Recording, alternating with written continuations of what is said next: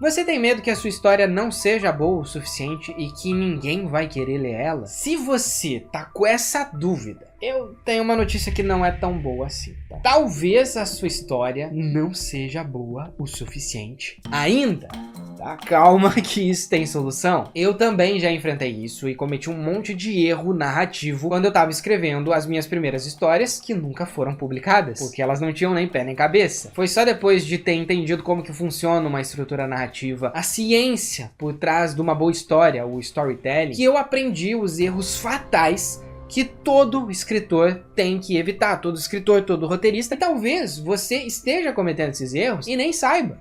E tá tudo bem, às vezes a gente não sabe mesmo. Então você quer aprender a escrever uma boa história? Vem comigo que eu vou te mostrar os erros que todo escritor iniciante deve evitar.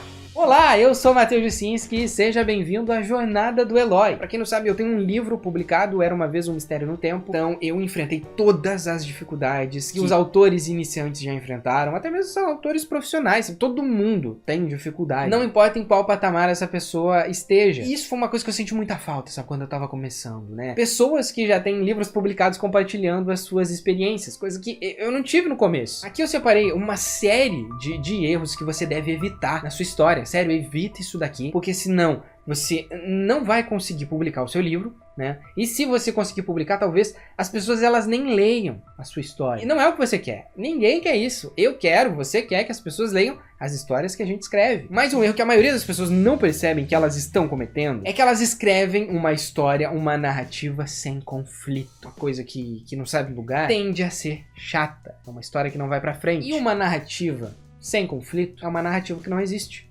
Porque se nada tá acontecendo na sua história, por que você vai contar essa história? Você já parou pra pensar por que você tá contando essa história? Pra onde ela tá indo? Tudo bem, você pode deixar ali, vamos começar a escrever, vamos ver onde é que vai ir. Mas tem um momento que você vai ter que parar, sentar e pensar. Pra onde eu estou levando meus personagens? O que eu quero que aconteça? Por que eles querem fazer isso? A sua história precisa de conflito. Entendeu? Você tem que pegar o seu personagem, você tem que desgraçar a vida dele. Você tem que botar ele na pior situação possível, tá? Por que você tem que fazer isso? Porque além de gerar identificação, porque nós somos pessoas que vivemos numa sociedade em que a gente tende a se identificar com quem sempre está muito ferrado, o seu personagem ele tem que resolver esses conflitos. Se ele ama alguém, tira essa pessoa que ele ama. Você tem que literalmente colocar um conflito e esse personagem ele tem que superar esses obstáculos. Sabe? Por exemplo, se o seu personagem é um jogador de futebol, tá? Ele tem que ser um péssimo jogador de futebol. Para isso, o seu conflito da nossa história. Pra gente acompanhar a jornada dele, você vê ele evoluindo, sabe? E aí, no capítulo 2, você fica, aqui ele já melhorou um pouco. Aí no capítulo 3, putz, agora ele não consegue mais jogar, quebrou a perna. No capítulo 4, meu Deus, ele vai ter que fazer uma cirurgia. Tem que fazer as pessoas perderem a esperança na sua história. Você tem que fazer o seu personagem resolver as coisas. Tem que ter algo acontecendo. Porque se não tem nada acontecendo, sabe? Imagina se nada acontecendo na sua história. Peter Parker, ele é picado pela aranha, e aí ele vai lá, ele tem uma namorada perfeita, o tio dele não morre, ele salva a cidade, vive feliz. Ele nem precisa salvar a cidade, porque não tem crime. Então ele fica se pendurando lá pelos prédios. Por que eu vou acompanhar isso? Se não tem nada acontecendo. Se nada me interessa. Se o seu personagem ele não tem algo pra resolver. Faça a sua história ter algo pra ser resolvido. Um segundo erro muito comum quando a gente começa a escrever a história e a gente não percebe é o excesso de exposição. Incluir muitas informações. Explicar tudo de uma vez. O que tá acontecendo? Quais são os sentimentos do seu personagem? Pra onde é que ele vai? Quem que é a mãe dele? O pai dele? Além de você jogar um monte de informação que a pessoa ela vai simplesmente ler e vai ignorar, porque quando a gente tá no começo de uma história, a gente não tá prestando muita atenção, porque a gente ainda não está envolvido no conflito. A gente tá, beleza, aqui é teu pai, tem a mãe. Além de você fazer isso, você vai estar cometendo um erro grave de narrativa. Isso é muito feio, de verdade. Expor demais é preguiça narrativa, sabe? Caramba, quanta obra a gente assiste às vezes na televisão que isso acontece. Isso me deixa angustiado, me dá um negócio quando eu tô vendo, que eu fico, pra que explicar isso? Porque geralmente o roteirista ele tá com preguiça de inserir a informação em um determinado momento da trama, daí o que ele faz? Tem duas personagens, né? Oi, Aninha. Ah, oi, Júlia, tudo bem? Ah, eu tô bem, só que o meu pai, ele não tá muito bem. Desde que meu pai se separou da minha mãe, ele não anda muito bem. Mas ainda bem que somos melhores amigas desde a 5ª série.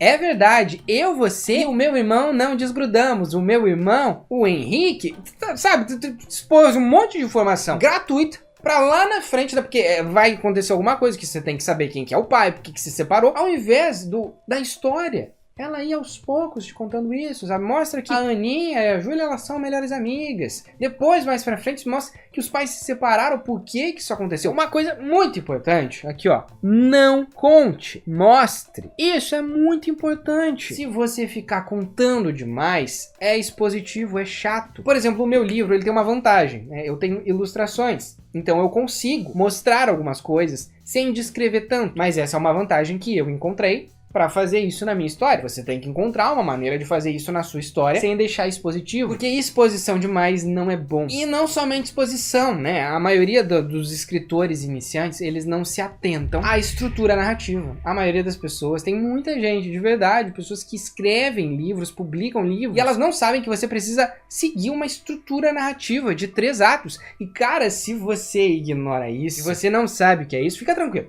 Vou te explicar, tá? Mas se você não sabe o que é isso, você tá ignorando, basicamente, o cérebro, como que o cérebro humano funciona. Que a estrutura narrativa de 3 atos, que é a estrutura clássica de como se conta uma história, ela vem desde a Grécia Antiga. Desde quando Aristóteles, peças gregas, ele definiu que uma narrativa, para ser harmônica, ela precisa ter começo, meio e fim. Ato 1, começo.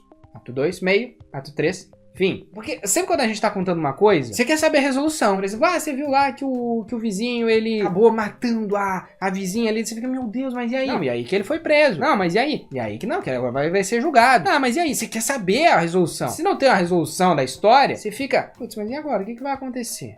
Sabe? Por exemplo, às vezes eu tô conversando com a minha tia, daí a minha tia ela vem e fala, nem sabe, encontrei a minha antiga amiga de infância, a Heloísa. Eu falo, é mesmo, tia, e aí? Aí a minha tia fala, não, nada, só encontrei ela mesmo. Só isso que eu queria falar. Coitada da minha tia, só queria compartilhar a informação, mas na vida real, né, na estrutura de 3 atos, você tem que ter um começo, você tem que ter um meio, você tem que ter um fim, você não pode simplesmente jogar uma informação e não concluir ela. Isso foi uma coisa que eu custei pra conseguir introduzir no meu próprio livro, sabe? Foi uma experiência um pouquinho trabalhosa, mas é claro que você consegue, se tiver paciência, né, porque escrever requer muita paciência. E no meu treinamento eu ensino qualquer pessoa que quer escrever um livro, como escrever um livro, como começar a história, como organizar, como criar um personagem, sobre estrutura narrativa, o que eu fiz na minha história, né? Eu compartilho a minha experiência como autor com você, né? E o preço tá super legal, tá super em conta, porque é um preço, uma promoção de lançamento. Em breve eu vou aumentar o preço, porque tá assim muito barato, né? E você não vai encontrar um outro treinamento por esse valor de escrita. Você não vai encontrar um treinamento com tanto conteúdo, tanta informação e com bônus, né? Como você vai vender sua história, então tá super completo. E se você quer aprender tudo, o link tá aqui na descrição, tá? 4º erro que você deve evitar na sua história: clichês exagerados, né? Usar tramas, personagens ou até diálogos que já foram vistos 1 milhão de vezes e não trazem nada novo pra história. É um problema. Às vezes eu tô olhando filme com a minha esposa, aí o filme tá muito clichê. E aí eu falo, olha só, o personagem vai falar isso. Eu vou falar, eu amo você mais do que tudo. Aí o personagem vai lá e fala, eu amo você mais do que tudo. Eu falei, eu sabia que eu ia falar isso. Aí a gente fica brincando de tentar acertar diálogo, porque é muito óbvio, sabe? É uma história que todo mundo já viu, que todo mundo já contou. Os caras estão mais uma vez fazendo aquilo, é o copia e cola, sabe? E isso é ruim, porque a pessoa ela já vai ver a sua história sabendo o que esperar. E aí ela vai olhar e vai, já sabia que isso ia acontecer. Já sabia, tá. Entendeu? E não vai se surpreender. E hoje a pessoa gosta da surpresa. Então, você só usa o clichê, né? Que é uma coisa que o Pânico fez. Eu fiz também na minha história, né? Você usa o clichê pra subverter, né? Por exemplo, o Pânico é uma história que eles vêm da era do slasher. E o slasher é um assassino que mata as pessoas em série. E teve uma época lá nos anos 80 e 90 que ninguém aguentava mais slasher, sabe? As pessoas não aguentavam mais ver filme tudo igual. Vem o Pânico e subverte, ele brinca com essa ideia do clichê. De resto, tenta evitar clichê. Porque clichê não é bom, sabe? Clichê todo mundo já viu muitas vezes. Tudo bem você fazer uma história clichê, mas traz algo diferente pra ela. Porque entre ler uma história que a pessoa conhece e ela já tá confortável com aquilo e ler uma história igual, um genérico, ela vai ficar com a que ela já conhece. E um dos grandes erros que eu vejo alguns escritores iniciantes cometerem é acreditar que a primeira versão é boa o suficiente. Lembre-se de uma coisa: toda história boa já foi uma história ruim um dia. Às vezes a gente vem que, não, peraí, a minha ideia é a melhor. Ninguém nunca teve essa ideia. Gente, não existe ideia que as pessoas não tiveram. Geralmente a ideia que você teve, alguém já teve, mas você vai fazer diferente. E aí a pessoa pensa, putz, a minha ideia é perfeita. Ninguém nunca fez nada igual. E geralmente essas pessoas, elas não reescrevem a história. E isso é um grande problema, sabe? Você não reescrever sua história, geralmente por preguiça, tá? Tem muita gente que não vai reescrever por preguiça, porque, tipo assim, a pessoa ela tá escrevendo a história ali, nossa, agora sim. Tá ficando legal. Aí daqui a pouco ela pega e tem uma ideia. Ops, peraí. Se na verdade a história inteira, o meu personagem, ele tivesse morto. Nossa, que ideia boa. Ah, não, mas eu vou ter que reescrever tudo. Não, eu vou ter que voltar lá no primeiro capítulo e eu vou ter que deixar uma pista de que ele tá morto. Aí eu vou ter que fazer diferente no segundo capítulo. Eu já tô no capítulo 5. Não, vou mudar. E se a pessoa pega e muda, a história dela eleva num nível. Não tenha preguiça de reescrever. Não tenha pressa de terminar a sua história. Porque eu sei, a gente tá naquela ânsia que eu tenho que lançar. As pessoas querem ler. Não, gente. As pessoas, elas não estão. Infelizmente, a maioria das vezes, elas não estão esperando a nossa história. Sabe? Porque a gente acabou de começar. Eu sei que a gente quer muito botar a história no mundo. Mas pensa que depois que você publica, você não vai conseguir mudar ela. Então, reescreve se você precisar reescrever. Faz diferente, escreve 1 milhão de versões e compara pra ver qual que é melhor, por que aquela é melhor. Então reescreve, tá? Melhora a sua história e se inscreve aqui no canal pra não perder nenhum conteúdo de escrita.